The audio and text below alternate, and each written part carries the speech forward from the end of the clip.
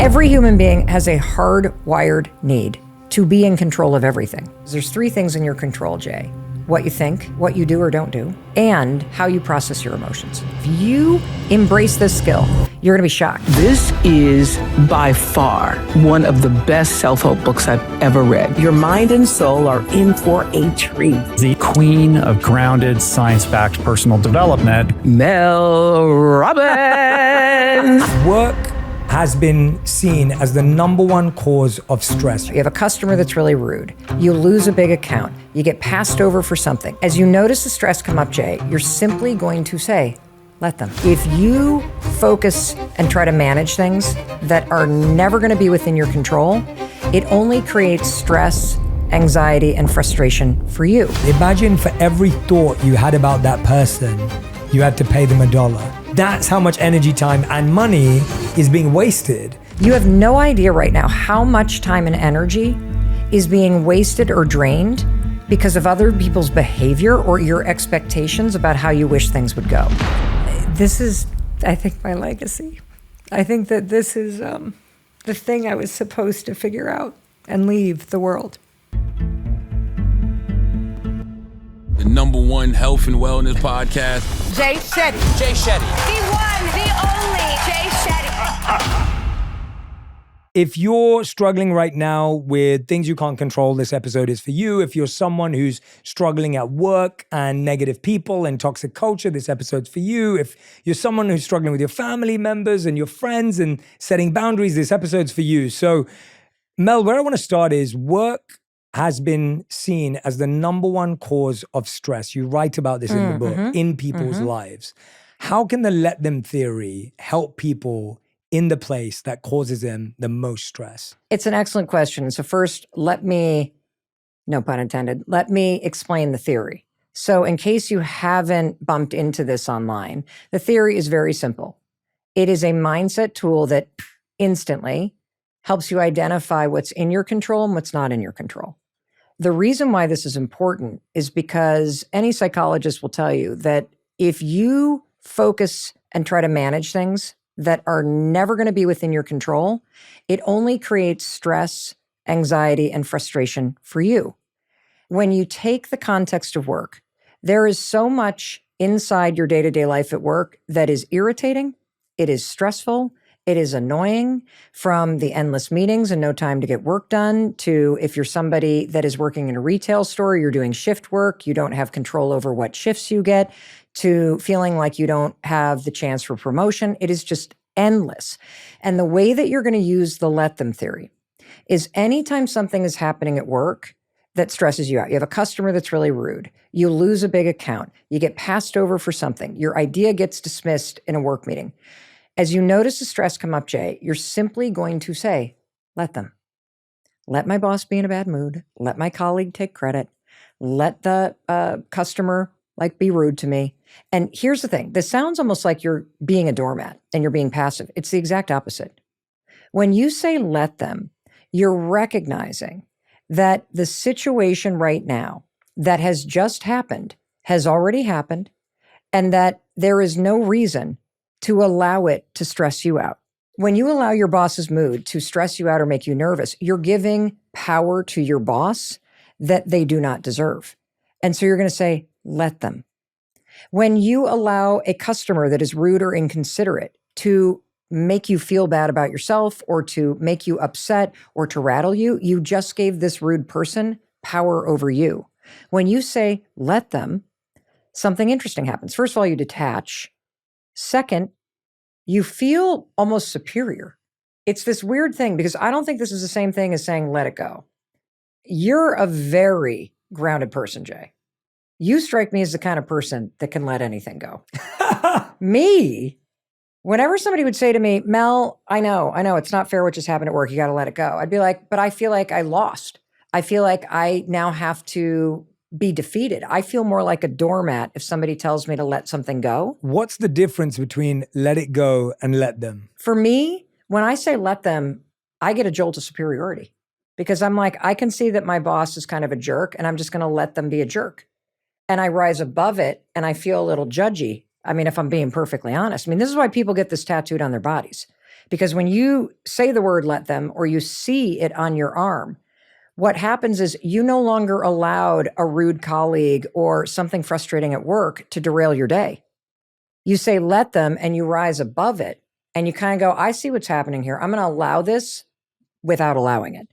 But then there's a second part, Jay, and this is the most important part. And it's the part that people do not tattoo on themselves because it's the harder part. And the second part to this theory is saying to yourself, let me remind myself that in life, there are always three things I can control. That's where my power is. My power is not in managing my boss or in trying to like deal with some customer that just doesn't want to be in an okay mood and doesn't want to be calmed down. They want to be right. They want to take it out on you. So you're going to let them. But then you've created this boundary. You rise above. I'm going to just let you be upset here. I'm not going to let it impact me. And then you say, let me. And what you're reminding yourself of is there's three things in your control, Jay. What you think, next. What you do or don't do. And oftentimes not doing something is the more powerful mood.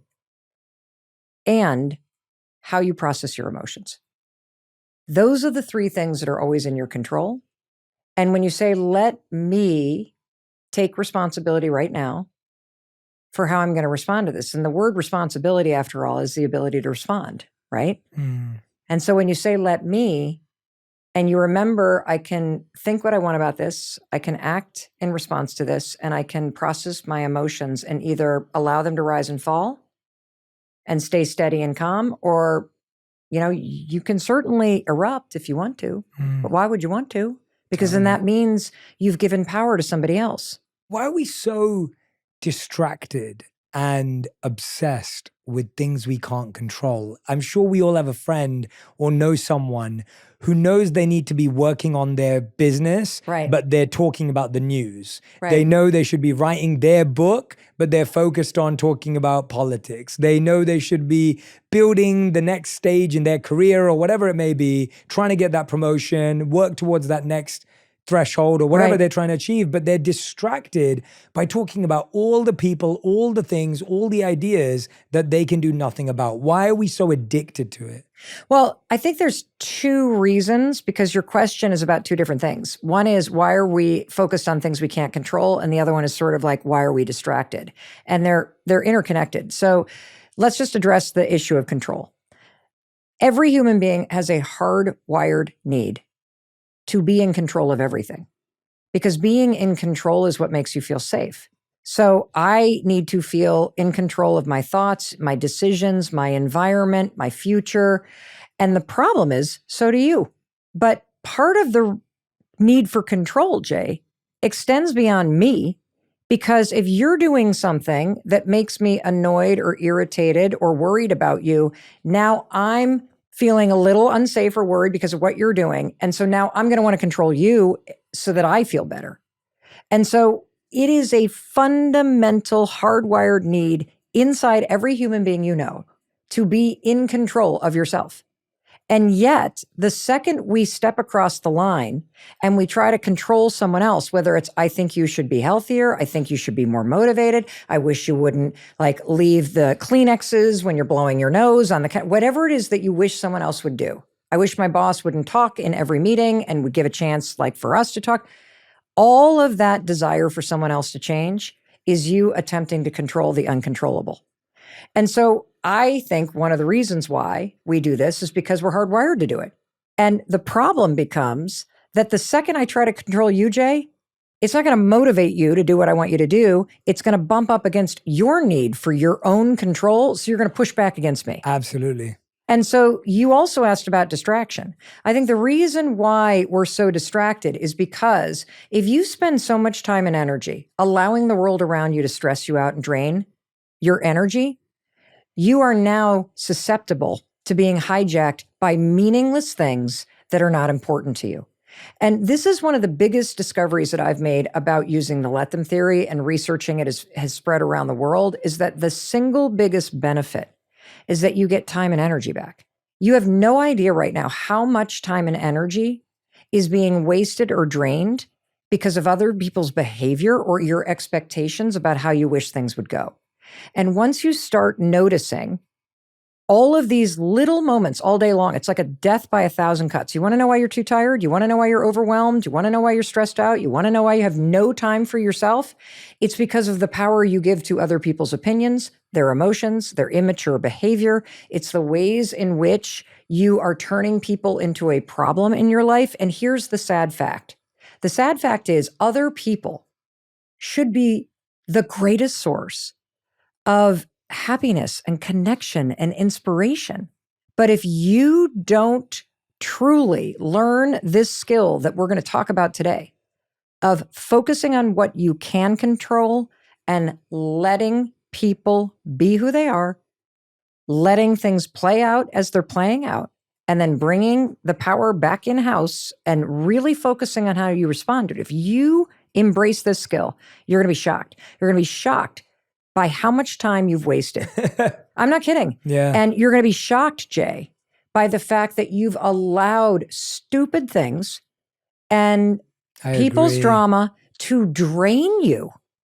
And that's why I also think we're so susceptible to distraction, because we've given so much power away all day long. Because here's the truth. Like, I'll give you an example. When I first discovered this and I started playing around with it, the very first way that I used it after I discovered it was I was standing in line. And we've all been at the grocery store when it's like 6 people deep and there's one person working. Yeah. And it's like beep, beep, beep. And you start feeling that wave, right? Mm-hmm. And immediately the wave of stress takes over because you're now irritated by what's happening. And what just happens when you start reacting to that and you allow that stress wave to start to take over is that you're giving power to something outside of you. Now, I can't control what's happening right now.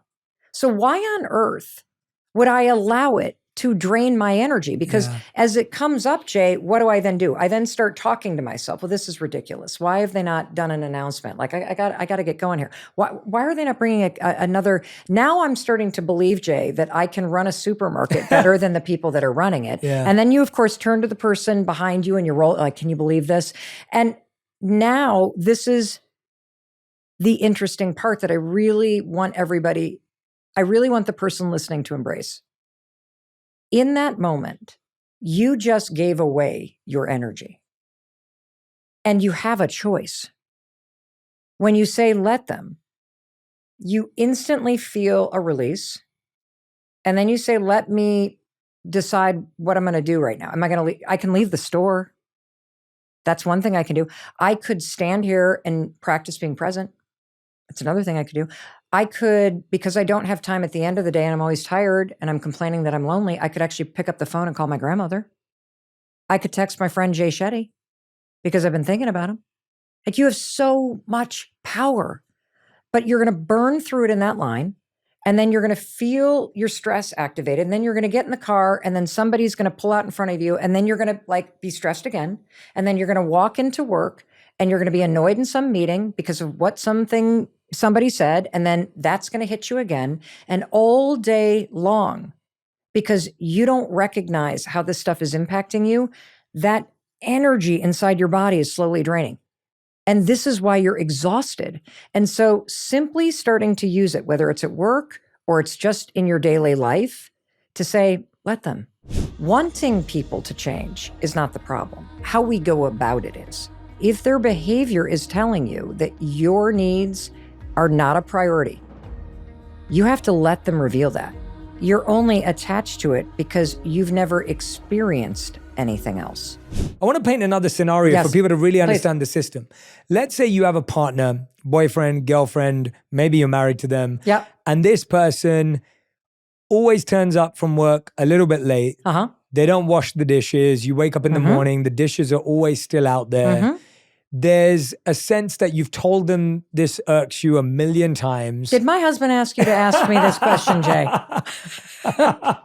He's amazing. I know, Chris has your number, so he probably texted you. Yeah, Chris.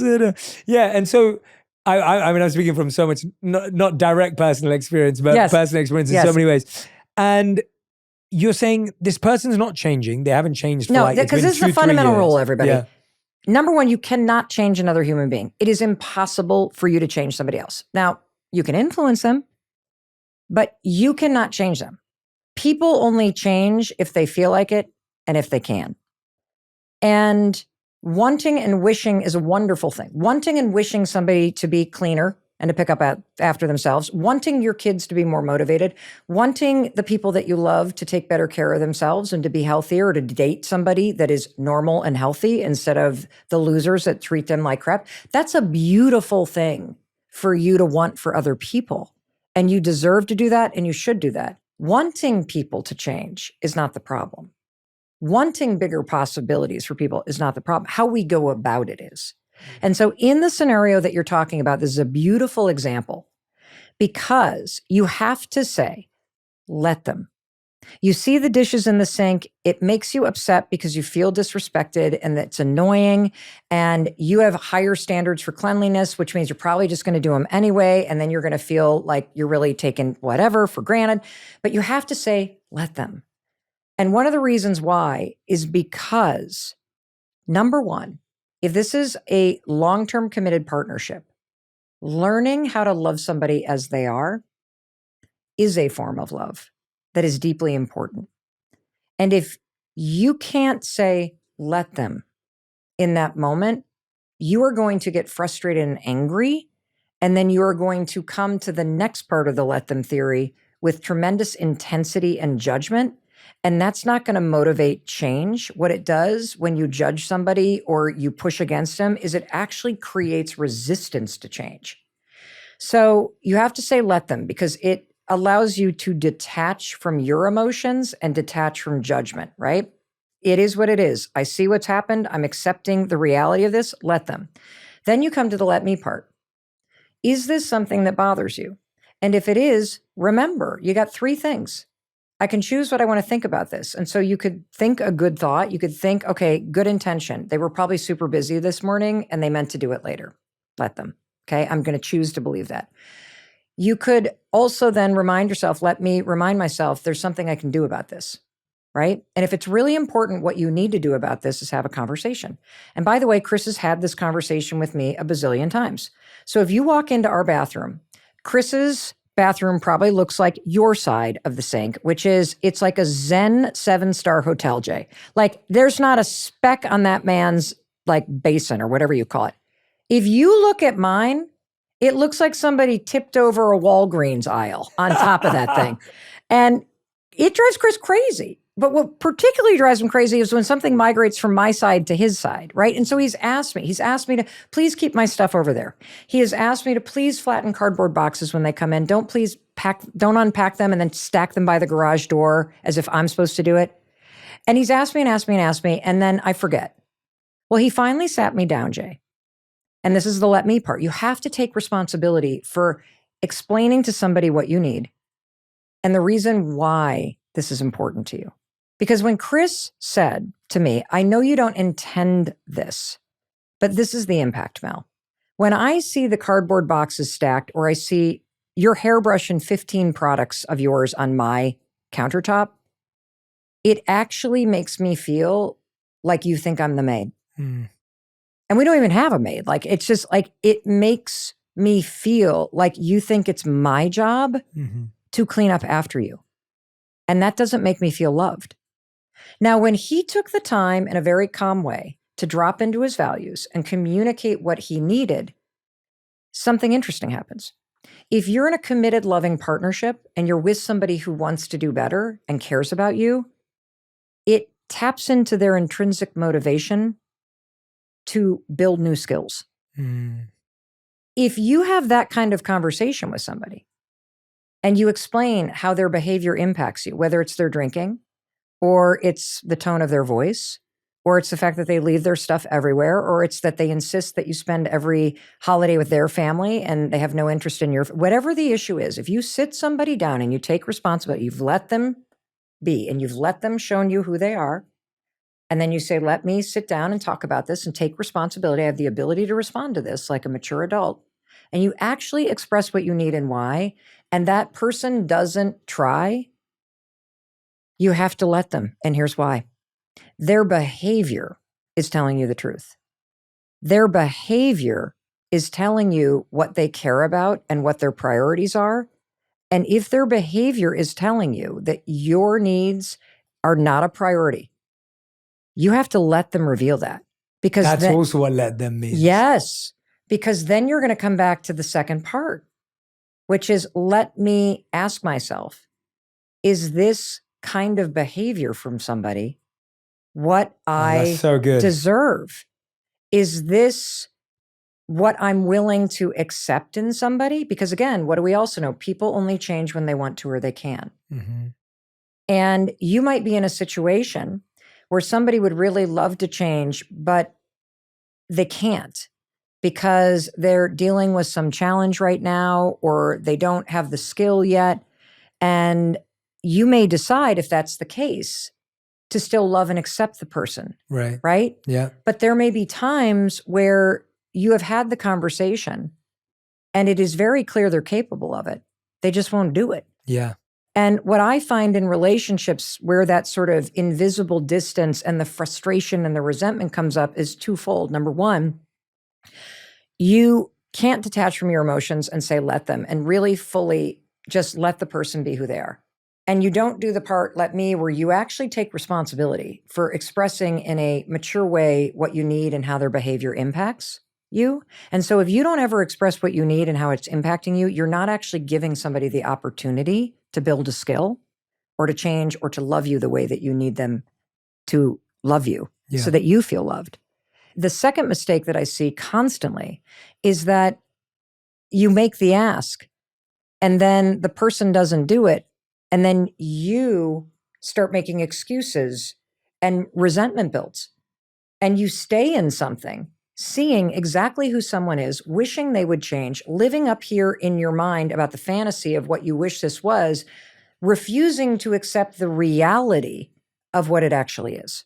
You've just unlocked a whole new meaning of let them for me.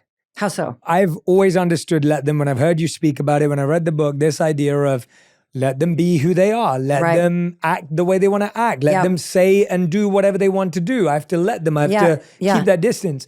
What you just unlocked for me, which I really want to, everyone to grapple with because I think it's so powerful, is this idea of let them also show you who they are. Yes. And if they're showing you who they are, let them be that person. Don't make them the person you imagine them to be, the one you want them to be, the one that you're wishing and waiting and hoping for them to be. Yes. They are that person. Yes. Let them be. That is, oh my gosh, my mind is literally blown because that is so powerful. But you still have power, Jay. And here's the most important thing, everybody. This is the most important thing. This is the epiphany that I had too. Like, holy cow, I still get to choose. I still get to choose. I get to choose how much time and energy I pour into this, whether it's this issue or it's this topic or it's this person. And here's how you know if you can actually love somebody for who they are and who they're not. Can you end your complaining and bitching about it? Because if you can't do that, then this is something you're holding on to and you're holding over the other person. And if they're never going to change, you're going to have a problem. Because the only thing that's going to make the relationship better is either them hearing you and caring enough and being able to adjust, or you being the one to adjust because it's your complaining about it that is creating the friction and the resentment. And this is not only with romantic relationships. Like when I think about the broader applications of this for family, there are very challenging people in my extended family, just like everybody's family, right? And so there's always one person in your life that you wish there just wasn't drama with. You wish they didn't have a challenging demeanor or personality. The let them theory has fundamentally, profoundly changed my relationship also with people that have been difficult. Because when I say let them, like let's say we're talking about somebody who's very narcissistic or dramatic or victim, or it's always about them and very draining person to be around. Well, part of the reason why they're draining is because you brace and you get ready for it and you allow their energy to impact you. And I always find it funny, Jay, that especially in families and at work, we allow the most challenging person to have the biggest impact on the whole system. So if you have one person that's narcissistic in their personality style or that is very, very dramatic and immature in their personality style, they're the one, if you imagine a spider web, right? I think about a system of relationships like a spider web, and you're out in the morning, the dew's on it. When you have a challenging person, because we all tiptoe around this person, that person's energy is like tap, tap, tap and shakes all the dew off. I believe the opposite is true, especially after learning the let them theory, because there's been people in my life, both in work life and in my family life, where when that person's around, I literally shrink to 8 years old. I'm dancing around their mood. We all have had an experience like this. Maybe you're thinking about a boss or your mother or your father-in-law or a brother or whomever, an adult child, right? When I walk into these situations now and I say, let them be who they are. Why am I making it my job to manage their mood? Yeah. Why am I pouring time and energy into this drama? Let me manage my energy. Let me remind myself, I can remove myself from any dinner table, any family text chain. I can remove myself from an interview, a date, a conversation, a relationship, anytime I want. And I believe, Jay, that the person that is the most peaceful and centered and powerful, because you understand the power of your energy and your thoughts and your actions, you actually have more power in any family system and any office building, in any room, anywhere, than the most challenging person. I couldn't agree more.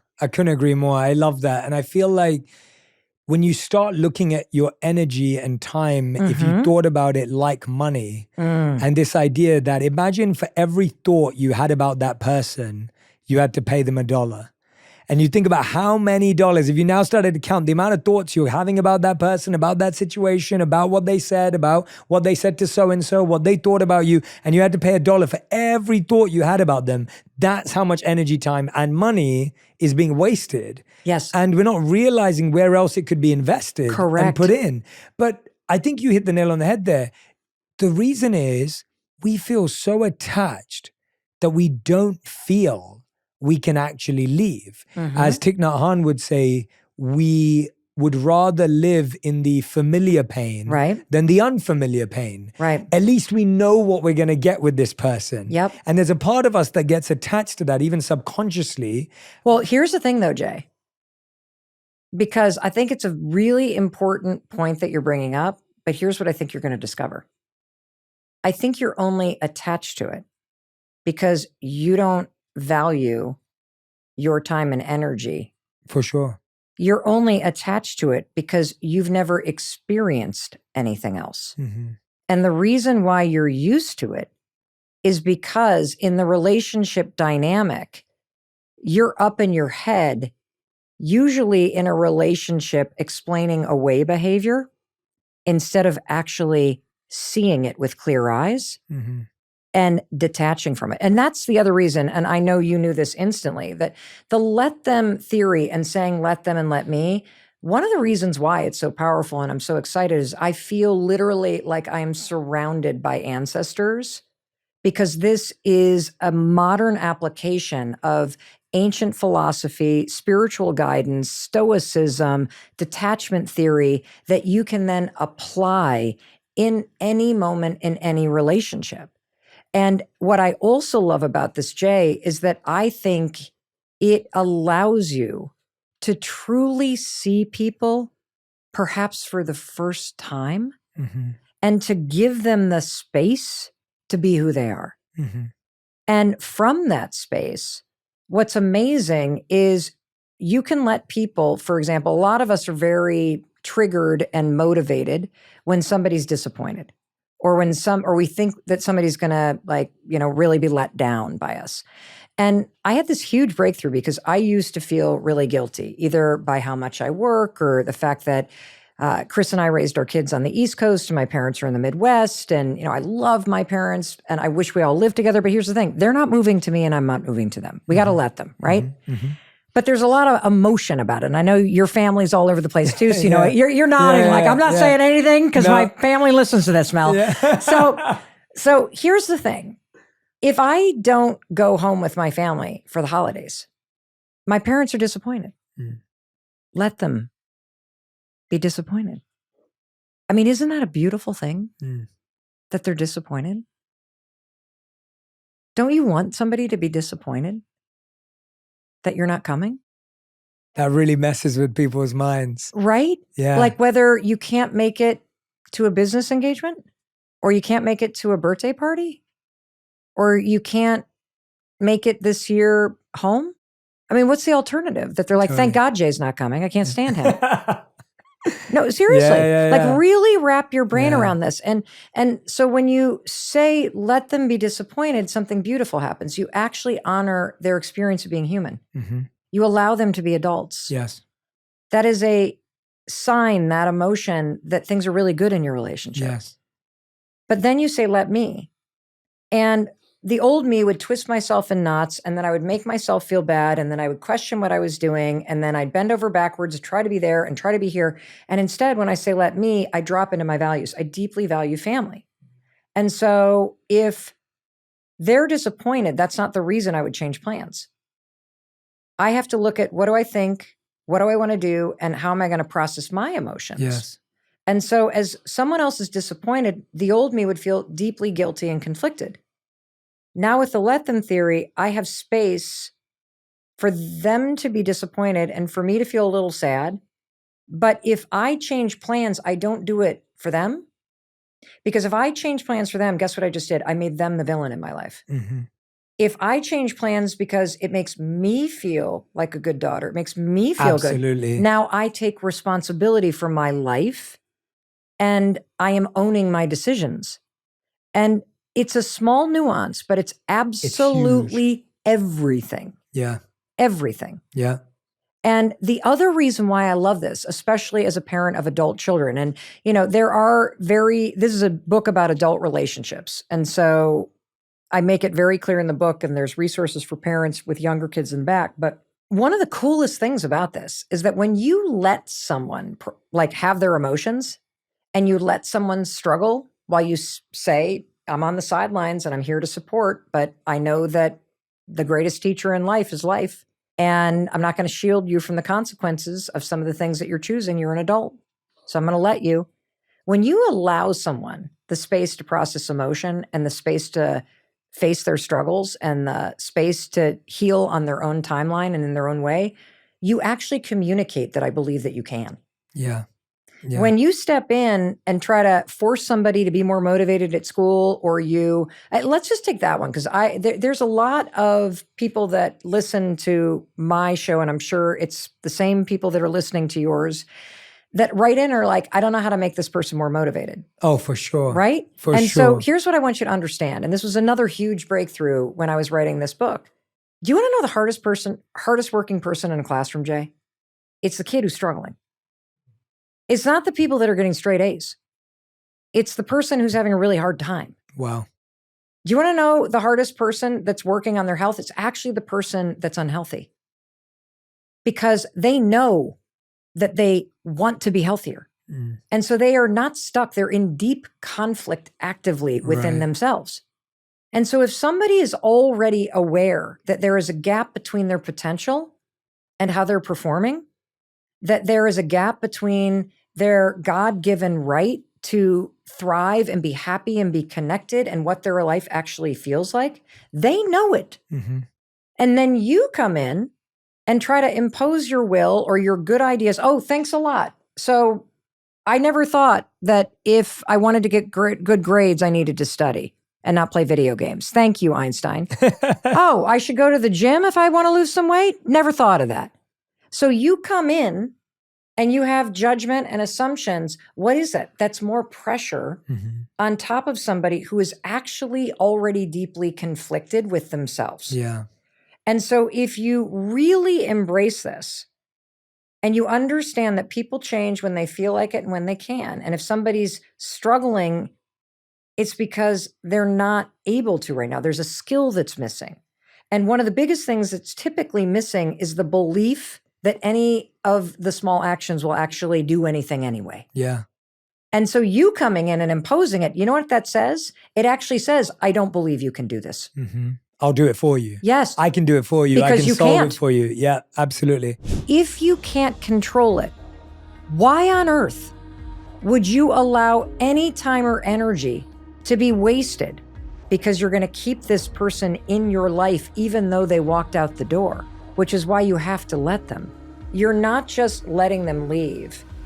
You have to unlearn the patterns of your life that were with them. I remember when me and Radhi actually got married and we moved to America, and Radhi will say this herself, that at that time in her life, her parents had made a lot of big decisions for her. And she was following decisions that they were making or opportunities that they were putting forward. And all of that was with good intention.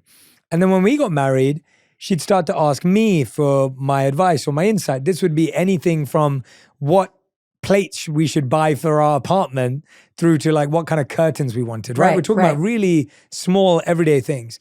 And I remember I would always say to her, well, what do you think?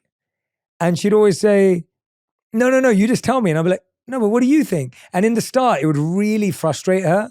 But now she looks back and she goes, that question helped her so much because it helped her find her own identity, her own strength, her own tastes, her own dislikes. And now she's a whole human with opinions. And it's so fascinating to watch that. And it was because I almost had this forevisioning or this thought that even if I make my life easier by just telling her my tastes and dislikes and likes, it's only going to be easy in the short term because 10 years from now, she's going to think she became the person I wanted her to be and never became the person she could be. Right. And I could see that.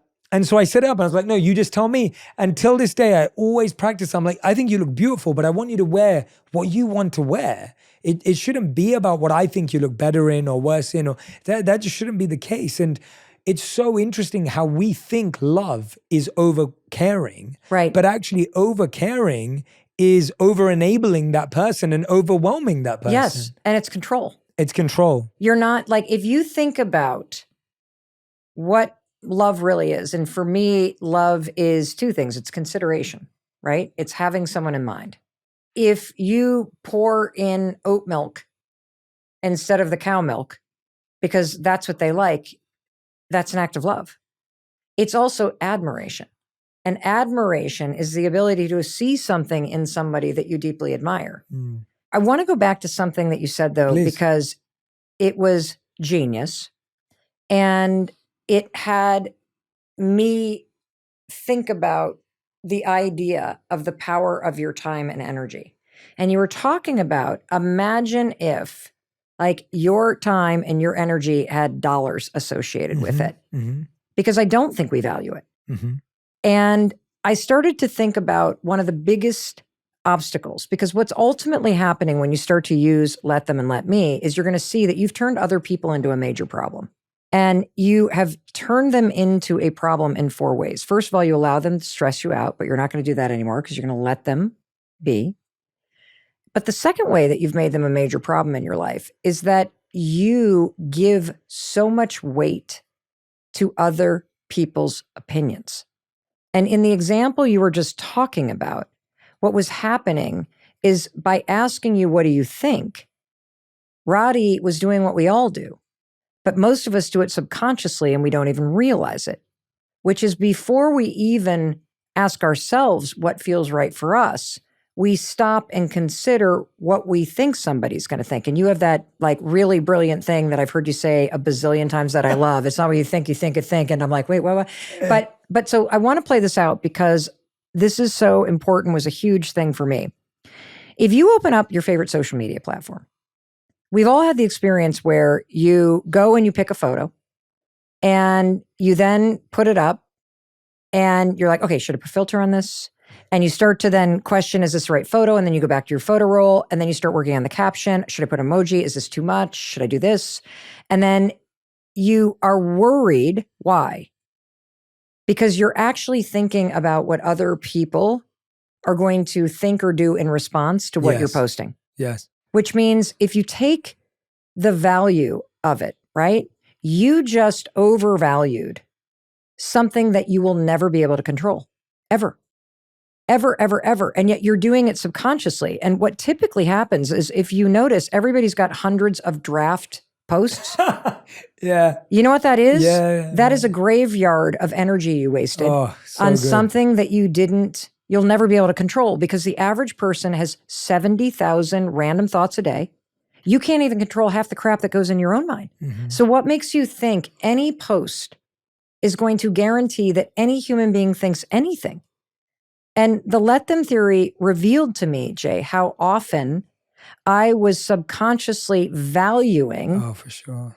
someone else, and that, like, are they going to think negative? Are they going to think this? Are they going to think too much? And there's such a simple way to change this. You just let them think negative thoughts. That's it. The next time you catch yourself stopping to consider what you're going to post or what your colleagues might react to, and that's what's keeping you silent, say to yourself, let them think negative thoughts. Because that's what you're actually afraid of. Yeah. And so when you say, let them think negative thoughts, something wild happens. You accept the reality that no matter what you do, it doesn't guarantee that anybody thinks anything. Yeah. And then you say, let me. And here's where this gets really cool. Let me remind myself I can think what I want and I can do what I want. And your social media in particular, as you and I both know, it's your self-expression. That's what it's there for. And if you can't allow yourself to express yourself there, then it's going to be everywhere where you edit yourself, because you're not just letting people think negative thoughts. For sure. But if you operate in a way now, and you now take the value, you take the money back. We're not going to pay Jay the money for his opinion. I'm going to take the money back, and where I'm going to put the value is operating in a way that makes me feel proud of myself. Because when I operate in a way, whether I'm posting something or I'm speaking in a meeting or I'm showing up and not responding to my dramatic whatever, I'm proud of myself. And when you're proud of yourself, you don't even consider what other people are thinking, because you've just anchored all of your worth inside of yourself. Yeah. And that's why this is another reason why this is so unbelievably powerful. Yeah. And the truth is, no one's thinking about you for as long as you think. It's true. No one's thinking about you for as much as you think. No one's thinking about you as much as they even say they're thinking about you. And we just, like you said, we keep draining that energy, consumed by it. You reminded me of the beautiful Charles Horton Cooley quote, and he wrote this in 1890. And he said, the challenge today is, I'm not what I think I am. I'm not what you think I am. I am what I think you think I am, which means we live in a perception of ourselves. So if I think Mel thinks I'm not smart, then I don't think I'm smart. Right. So it's not even reality. It's not even factually proven or checked or tested. Right. By the way, everything in the Let Them theory, this book is literally every thought. Those 70,000 thoughts, that's what you're addressing in this book. Yes, and Because let these them, are- 2 words, gets rid of this fear. Yeah. It literally does. Because I've talked to at least 3 friends this week, and all of them are concerned by either, hey Jay, I'm thinking about posting a video on social media. I'm scared of what people will think. So that's for their professional or their passion. Right. I've got another friend who's worried that a lot of our other friends are talking about him negatively because he's recently fallen out with them. Okay. And so he's worried, like, what are they saying? They're all talking to each other. What rumors are they spreading about me? Like, maybe it's not true. And the thing that they're holding on to is they just can't let them. And it's but they can. Yeah. See, I don't think they have the tool. Yeah. See, here's the thing. If you're worried that people are gossiping about you, let them. Let them gossip about you. Here's why. You can't control it. It's going to happen anyway. Yes. And so if you can't control it, why on earth would you allow any time or energy to be wasted? Yeah. It's an act of self-torture. So if you are worried that people are gossiping about you, first of all, let them gossip about you. Yeah. Because they're going to do what they're going to do, because you cannot change what other people do. You can't control what they think. You can't control what they do. If they're going to gossip, they're going to gossip. So let them gossip. And when you say that, it's a relief, because you actually acknowledge the thing that you've been afraid of. And it's like you're allowing it without allowing it. But then don't forget, you have power. Yeah. Let me remind myself that I get to choose what I think about myself. I get to decide what I do and what I don't do, whether or not I respond or not. And I get to decide who I spend time with. And so the bigger question becomes, if you're busy worrying about, which means you're expending time and energy, people who are gossiping about you. Why would you want to be friends with them? Yeah. And so now you take responsibility for your own part in chasing people that aren't treating you in a way that you deserve. Yes. And you recognize that the power here is in just letting people be. And when you let people be, your relationships get better because people reveal who they are and where you stand. And then you get to choose how much time you spend or not. Yeah. And not everybody in your life deserves an explanation. They don't deserve a response necessarily. And so you also get to choose who you tell your story to or who you apologize to or how you respond to it. And that's where your power is. And I'm not saying this makes it easy, because you're probably in a situation like that going to have to say, let them. And then you're going to see them on social media and you're going to be like, should I block them? Should I not block them? Are they going to see if I do that? Should I not going to? Let them. Let them live their lives. And if I want to unfollow them, let me do that. Because I get to choose what comes into my space or not. Mm-hmm. And when you start to really play around with this, because one of the big pushbacks that I've gotten in the research is, what am I just going to be a doormat? I'm going to let people abuse me? I'm going to let people? No, actually it's the opposite, because you're probably allowing it right now and then explaining it away. Mm-hmm. When you say let them, you're letting somebody's behavior speak. Yeah. And then you have to bring it back to yourself and say, I've got to let them reveal who they are. And if this person keeps gaslighting me or not including me, now I've got to ask myself, is this actually the relationship for me? Mel, do you think we expect too much from people? I do. I think everybody's really busy and life is very overwhelming.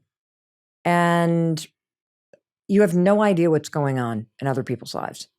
And we've gotten to a point in today's world where if I text you, I expect Jay to respond. And if Jay doesn't respond, then I make it mean something about Jay or me. And I hate that because it doesn't give people grace.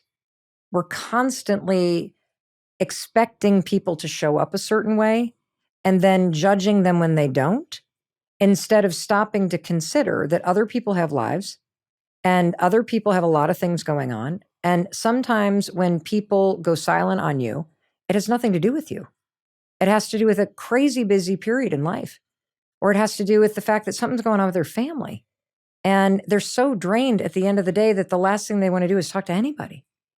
And so I do think we expect too much because relationships feel very like transactional. You do this for me, I do this for you. I text you, you better text me back.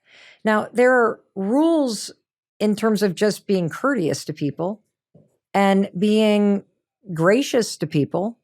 But I'm deeply concerned, Jay, about the rise of both estrangement. I'm concerned about the amount of posts that go viral about, I got my life better because I cut all the toxic people out. And I stop and think always, well, did you have a conversation about what was bothering you? Because if you just ghost other people or you use the silent treatment, that's actually punishing somebody. And that's extremely immature, actually. It means you can't handle your own emotions, which is why you don't have a hard conversation about what you need or how someone's behavior is impacting you. And if you haven't had that, it's a very immature move to just cut somebody off.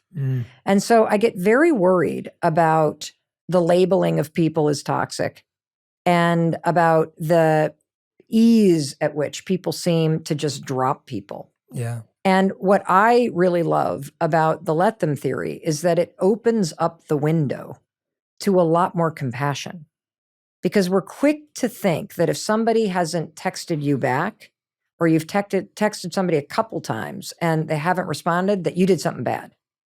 And it's perfectly fine to be like, did I do something? I noticed you haven't responded. Is everything okay? If they don't respond then something's probably wrong, either with them or with you, and you get to decide what you're going to do next. But I am worried about the combination of people being isolated, of people spending way too much time on their phones instead of with each other, and that we've gotten very transactional with one another. And it's easy to forget that people have a lot going on. and they're not thinking about you as much as you're thinking about them. And just because you have time to text them doesn't mean they have time right now to text you back. And I guarantee you, when they saw your text, they probably thought, oh my God, I love it. I got to, and then something came up. Yeah. And so I do worry about it, Jay. I do think we have too much of an expectation of something in return. Yeah. And when you start to use this theory, what you're also going to notice is this. When you start to say, let them, you will notice that maybe you're the sibling that reaches out more. And it might bother you. Because when you say, let them, and you keep reaching out and they don't reach out, or you have a group of friends and you notice that when you stop reaching out or making the plans that you're not included in theirs, and that hurts. Yeah. The thing I used to do when that happened is I would make it about me. I would make it like some deficiency in me. And what I've learned using the let them theory, and really just saying let them, which detaches from the hurt, it detaches from the judgment. It reminds you that adults are allowed to live their lives. Adults are allowed to come and go in friendship. They're allowed to prioritize certain people at certain times. They're allowed to have busy periods at work. They're allowed to fall in and out of communication. And the more you let people live their lives, the better your life gets, and the more compassionate of a human being you become. And the more I've started to recognize, oh, wait, like my social life is my responsibility. If I have a group of friends where if I make the plans, everybody's included, but if I sit back, I'm never invited, then now I got to examine, am I investing in the right group of friends? Or you might also wake up and realize, well, maybe I just like really like introverted people, but I'm the party planner. And that's my role in life. And instead of you being transactional, you actually recognize the gift that it is to people. Oh, yeah. Right? Yeah. And, it sucks that maybe your siblings get together because they live closer and they don't include you. And it does hurt. And feeling a little bit of pain like that means your mind and body is working properly. Yes. Right? It's a sign that you're mentally well. Yeah. It doesn't mean there's a sign that there's anything wrong with you. And so when you can say, let them, and then you say, let me decide what I want to do about this, you can have the conversation. Yeah. And you might realize that they just click and you don't have as close of a relationship. But then you get to decide how you value family. And if you're going to bring different energy or if you're going to try a little bit harder, because again, you get to choose. And when you realize how much power you have, you see that through the way you think about it or you respond to it, you actually can shift anything for the better. For sure. And I'm really excited about this. I wrote this actually with my daughter who's 25, and it was an amazing experience because she was bringing a much different perspective. And when we wrote the section about how you use the let them theory with love, she started researching the breakup section. Because the fact about love is people choose who and how they love, and sometimes they won't choose you. But you also get to choose who and how you love and how you're going to create it. And people forget that. And so we get to the part about when a relationship is ending. And her boyfriend of 2 years breaks up with her. And she's While like, you're writing the book. Yes. You're like, this is horseshit. Like, just rip this up. I have to let him walk out the door. I have to let him leave. And this is bullshit. And it was this unbelievable experience because when somebody that you love is grieving or going through heartbreak or struggling, you would jump in front of a car to take their pain away. And the let them theory and the experience of this book taught me that the best thing I could do was to let her grieve, to let her be heartbroken, to let her go through her process. I think about it this way, like arm around somebody. You're not blocking and tackling. You've got your arm around somebody. But if she's on the floor sobbing, let her, because she needs to. If we need to remove the photos from the family thing, because this was a 2-year-long relationship, because that is actually a huge recommendation that I make in this book, that you've got to follow a 30-day rule of 0 contact, 0 photos, 0 videos, because you're not just letting them leave. You have to unlearn the patterns of your life Yes. that were with them. Yeah.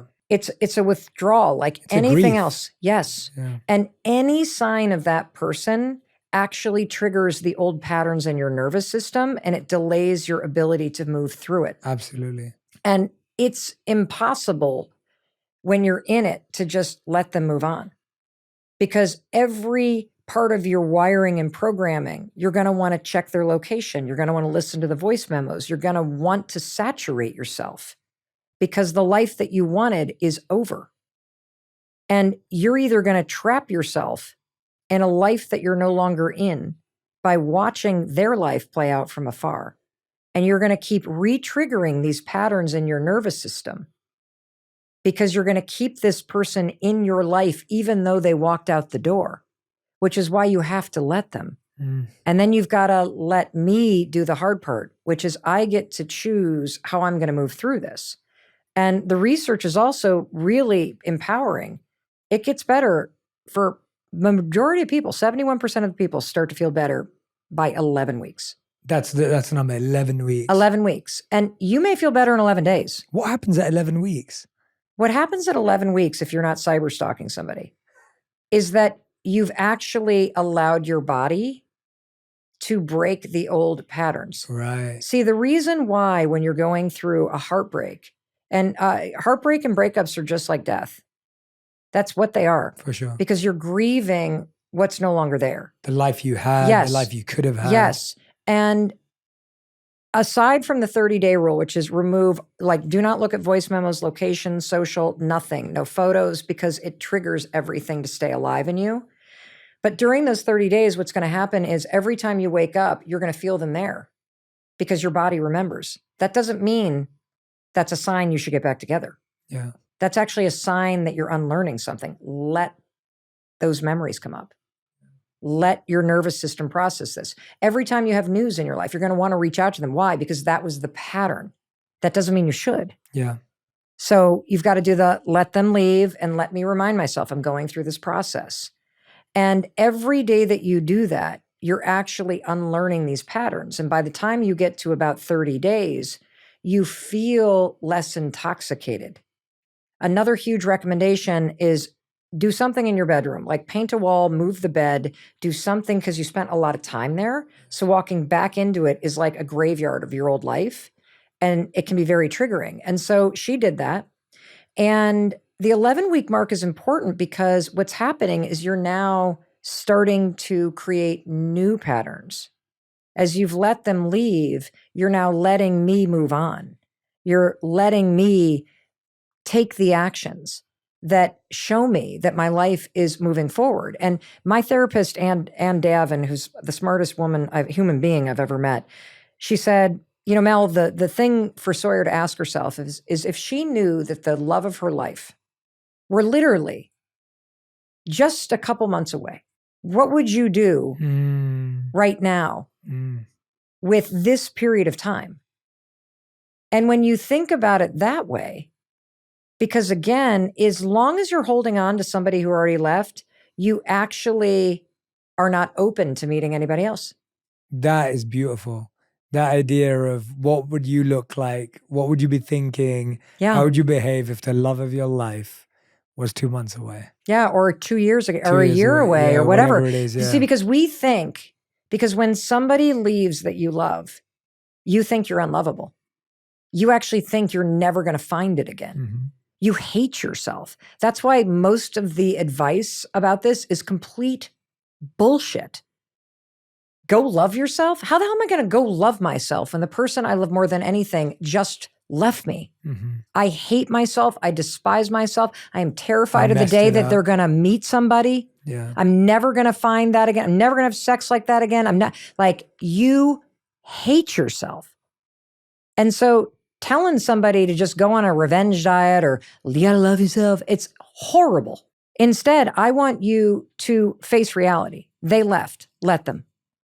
And then let me grieve and follow my therapist, Ann Davin's advice. You have to do a 30-day detox. And if you are somebody that's been holding on to somebody that left a year ago, I guarantee you have not gone 30 days without listening to a voice memo or looking at a photo. You are keeping them alive which is keeping you trapped in something that's dead. And your inability to let them go and let them leave, and then let me accept reality and start moving forward and let me believe that the person that I am meant to meet, they are in the future. They're not in my past. And by the way, even if you kind of hold out secretly hope, it might be the person from the past. It might be, but they're not the version from back there. And neither are you. And neither are you. And so you have to, again, come back to where the power is. It's not in getting them back. It's not in making them jealous, because if you focus on making that person jealous or blah, blah, blah, where are you putting your power? Them. And something you can't control. Mm-hmm. You have to put your power here. And the reason why I love the 30-day rule and the 11-week mark is because it's the truth. This is going to suck. The only way to get over someone and to go through heartbreak is to go through it. There's no avoiding it. There's only delaying it. And we delay it. Because we don't want to accept people as they are. Yeah. When somebody breaks up and leaves or cheats on you, they have just revealed who they are. For sure. And your inability to accept it, instead of explaining it away and living in a fantasy up here, that's what's keeping you from having and creating the love you actually deserve and want in your life. I was talking to a friend recently, and everything you're saying is just so true, and it's resonating so strongly to me. I was talking to a friend recently, and she was saying to me, I wish my friend would just be honest with me. I wish this person who's just screwed me over, just let me down, would just be honest with me rather than pretending to be my friend. And I said to them, they are being honest with you. Them lying is showing you their truth.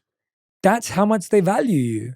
Them pretending to be your friend is their truth. Yeah. You don't want the truth. Actually, you want them to lie to you, and you want them to be someone else. You want them to become the honest person. Right. But they're showing you that they're not an honest person. That is the truth. It's true. And here's the other thing. Why are you pretending to be this person's friend? Yeah. And not bringing it up? Exactly. Why is it on them Yeah. to tell you the truth? Yeah. Let them lie to you and then come to the let me part. Yeah. Aren't you pretending that you're their friend if you haven't brought this up? Mm-hmm. And you're actually holding that in your head, right? Mm-hmm. There's so many applications of this, So Jay. many. It's just incredible. And the thing that I'm really, really excited about is that, the other massive thing that I think this is going to help people with is that one other way that you make people a massive problem is that you see somebody else's success or happiness or the things that they achieve in their life as somehow robbing you of yours. Yeah. And the thing about life is that you're never playing against people, you play with them. And somebody else's success, happiness, love, like the things that they achieve, it's in limitless supply. Mm-hmm. And when you wrap your brain around the fact that happiness, love, money, like all of it, limitless supply. So other people can't block your way. They actually lead the way. Mm-hmm. And so if you let them lead the way and you see their wins not as your losses, but you see it as an example to follow, you now stop making other people a problem and you stop using them as an excuse for why you can't do what you're capable of. Other people don't block you. You block your way. Mm-hmm. Allow people to lead the way. And the way that you do that is you say, let them be successful. Let them get married. Let them have the baby. Let them have the nice car because they're showing me what's possible. And the cool thing about really embracing let them in that regard is that other people also show you the formula, right? Yeah, absolutely. They show you exactly how to do something. 100%. But if you're so busy going, oh, well, Jane launched a podcast and there's too many podcasts now, I can't launch a podcast. Who's blocking you? You. Correct. You're capable of learning to be a better player in the game of life from other people. Yes. So stop playing against them. Yeah. And let them show you the way. Mel, why is it so hard to make friends as we get older? There is a massive shift that happens in adult friendship when you hit 20 that nobody sees coming. The rules of friendship completely change when your 20s hit. And I'm going to explain the rules when you're little, and then we're going to talk about the rules of adult friendship. So when you're little, your entire life is organized around friendship and making it possible because you're with people your age all the time in class and sports. So true. You move in groups because you're on teams and you're in neighborhoods and you're always together. You also celebrate the same milestones. You're hitting the same birthdays. You're all talking about the next level of school or this thing this summer. You're watching the same movies because you're all the same age. And so there's so much synergy and relevance, and the conditions to spend a ton of time together are there. Then you get to university and you spend even more time together. And what happens when you hit your 20s, right, is that it moves from this big group sport where you just kind of expect to be around your friends all the time. You expect the group to get invited because that's what's always happened. You expect to see them all the time because you do always see them all the time. But then your 20s hit, the rules change, and what I call the great scattering happens. Everybody moves in different directions. And friendship goes from group sport to individual sport. You can no longer expect friendship. You are no longer part of a group that is expected to be invited everywhere because everybody scatters. And suddenly, everybody's on different timelines. You're in different cities. You're moving in different directions. So there's no way to locate yourself inside your friend group. And the only thing that's keeping you together from your friends from you were little is a text chain that starts to go quieter and quieter and quieter as people start to focus on the people in front of them. Mm-hmm. And that brings me to two major shifts that I want you to embrace using the let them theory. Number one, you can no longer expect friendship. You have to take a way more flexible approach and a more proactive approach. You got to let people come and go. Mm-hmm. Super important. And then you got to let me take the actions to create the friendships. I got to go first. I got to be the one planning. I got to seek out new people. But there are three pillars of adult friendship based on research that are also going to help you understand that when people come and go in your life, 99% of the time, it's not personal. And you actually haven't lost them as a friend. Mm. One of the three pillars is missing. So the three things that need to be required to have a friendship happen are the same three things that were around all the time when you were a kid. Number one, proximity. Proximity matters tremendously. Proximity means who are you actually physically next to? In fact, they've done research, Jay. If you and I were in a dorm and we lived across the hall, I don't remember the percentages exactly, but it's like 90% chance we're going to be friends. Interesting. The poor person at the end of the hallway, 10% chance that we're going to be friends with them because of proximity. Even a matter of 50 feet makes a difference. And so when you were little, you were in proximity to people your age all the time. All day. Exactly.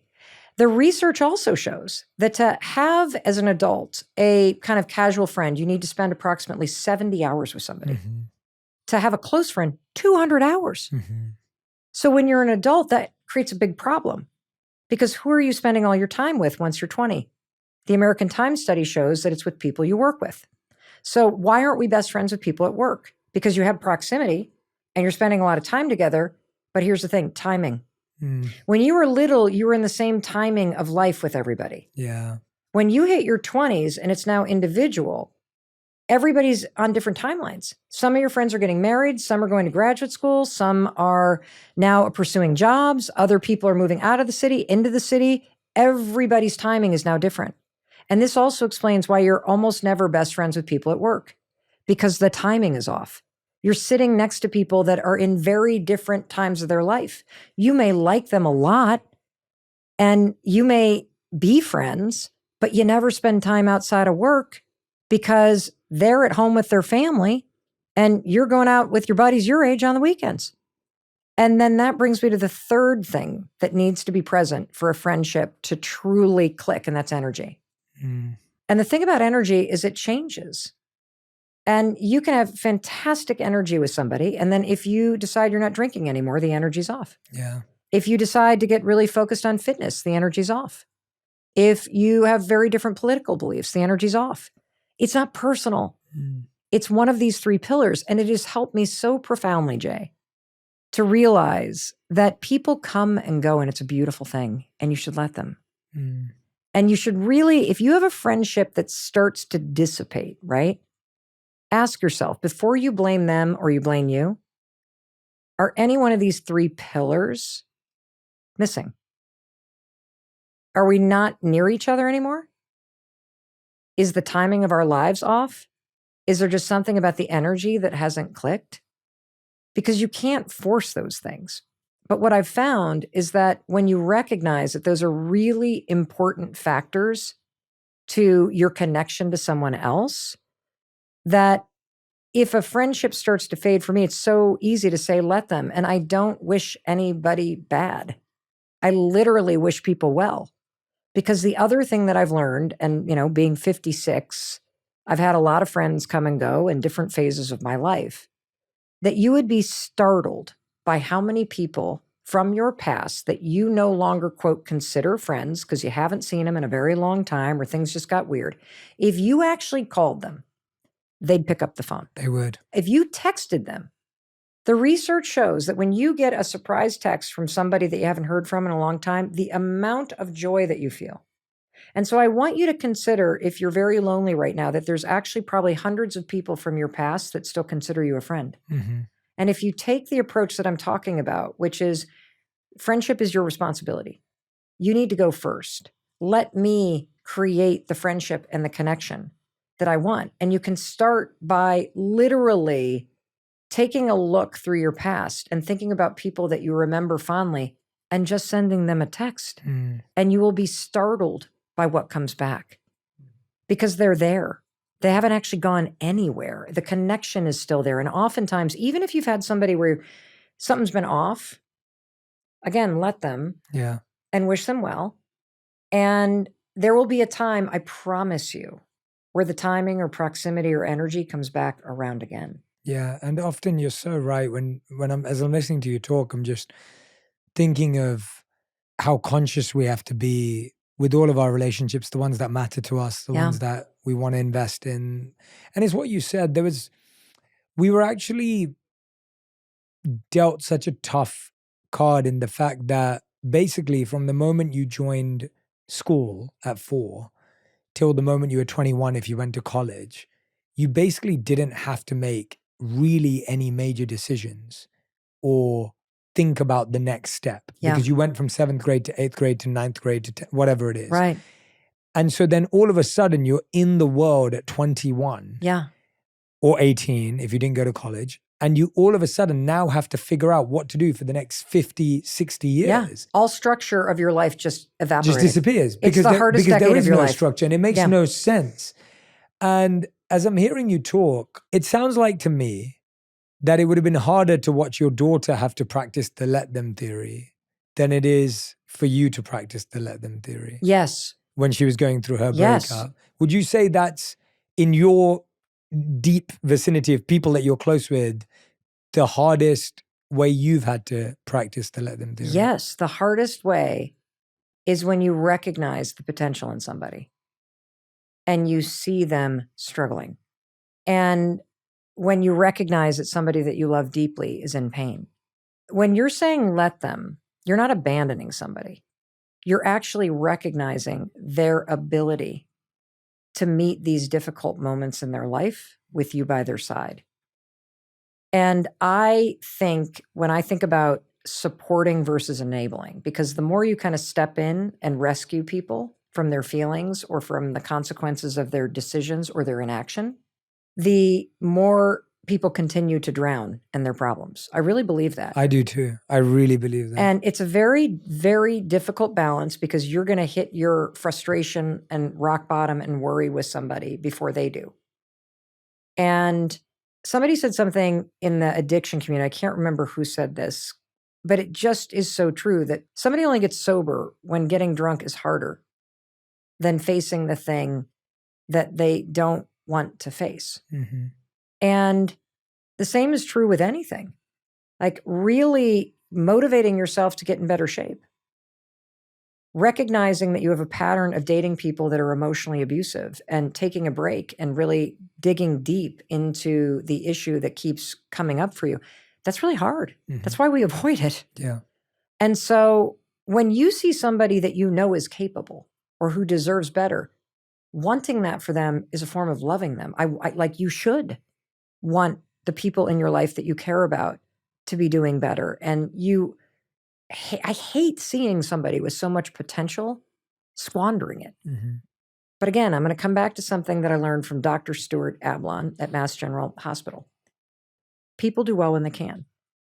And I want you to start to assume that if somebody in your life is not doing well, or if they're going through a challenge, there is a skill that's missing, or there is emotion that needs to be processed, or there is pain that needs to be felt before they can galvanize the ability to do the very difficult work to change.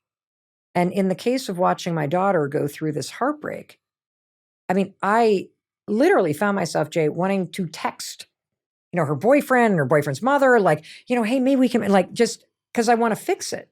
But when you step in and fix it, you literally demean someone else. Because I do know that she has the ability to move through this. And so the way that I love thinking about support is this way. The next time you have somebody in your life who is truly struggling, whether it's in school or in relationships or with an addiction, I want you to think, how can I create an environment that supports their healing? Not stepping in and doing it. It's rarely an issue of will. Like, it's not willpower for people or the desire. It's actually more about skill and the ability and need to process things and do it on their own timeline, right? So how can you create an environment for that to happen? And for me, it meant removing any imagery. It meant letting her stay up in her bedroom and every once in a while knocking on the door and being like, do you need anything? And allowing her to be in her pajamas for 4 days and be in a depressive state. Because guess what?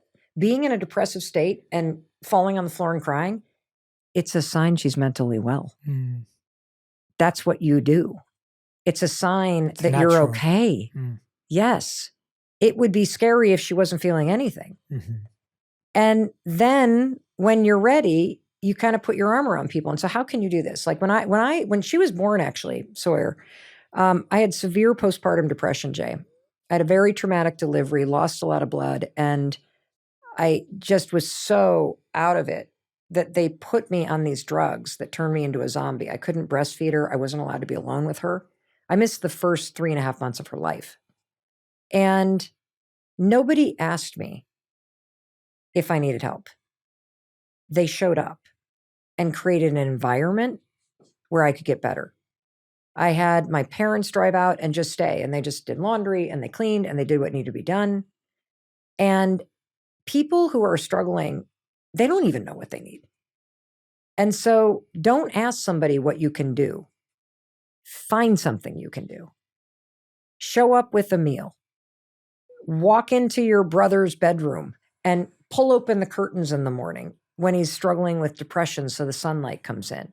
Create a playlist for somebody.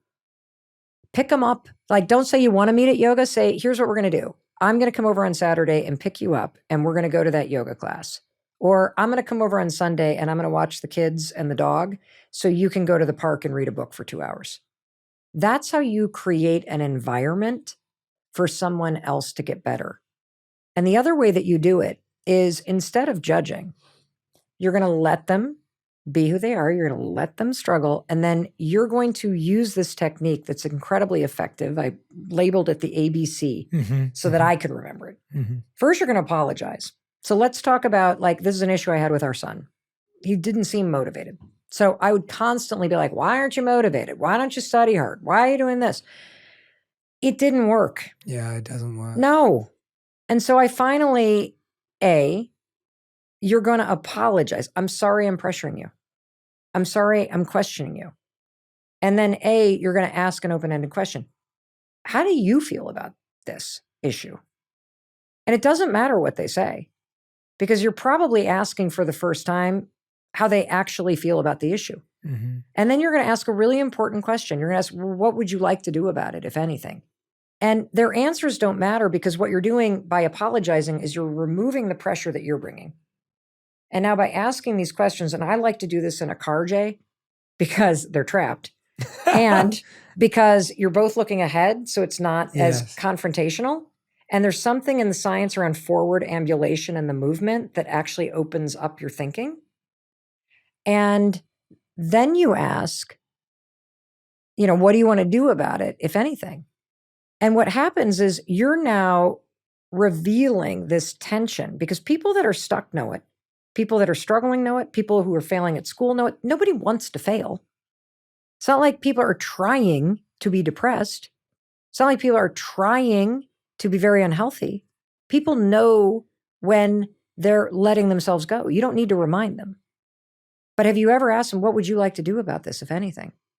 What happens in that question, whether they answered or not, is that friction between what they know to be true about what they desire and where they actually are rises up. That is the organizing, intrinsic motivation that somebody needs to want to do better. Mm-hmm. And then you got to do B, back off. That's the hard part. Let them, Yeah. let me shut up. Let them, let me not roll my eyes. And people need space to have it be their idea. And I'll give you a quick example. I used to be the kind of person that would eat lunch and work on my computer. I'm like tapping on my computer, shoving a sandwich down my throat, right? And there would be this colleague that would stand up and go for a walk most days. And every time she came back, she'd have a smile on her face and she'd take her earbuds off and she'd then get back to work. And this would go on for weeks. And then finally one day, Jay, I look up outside and it's a nice day and I think I'm going to go for a walk. Now, here's the interesting thing. I didn't credit her. I thought it was my idea. Her example influenced my desire to do it. The people that you are close to need enough distance from you. This is why you have to back off for that friction. Yeah. And that stirring to sit with them in order for them to feel safe, to be able to take the step forward. And then you better keep backing off because you do not want to be like, oh, I saw you didn't mentor in your test. Like that's going to, no. And so you keep going, let them. And then the C part is any small thing, you celebrate it in a non-passive aggressive way. And you actually model the change. You can't ask somebody to stop drinking while you're pouring yourself a glass of wine. For sure. You can't ask somebody else to get healthy if you're sitting on the couch eating chips. So you model the change and make it easy, just like my colleague did with the walk. And just like you and I constantly buy things online because it looks so easy and fun, your behavior and backing off and that tension inside them actually creates the space for somebody to truly want to change. Mm. And that's how it's done.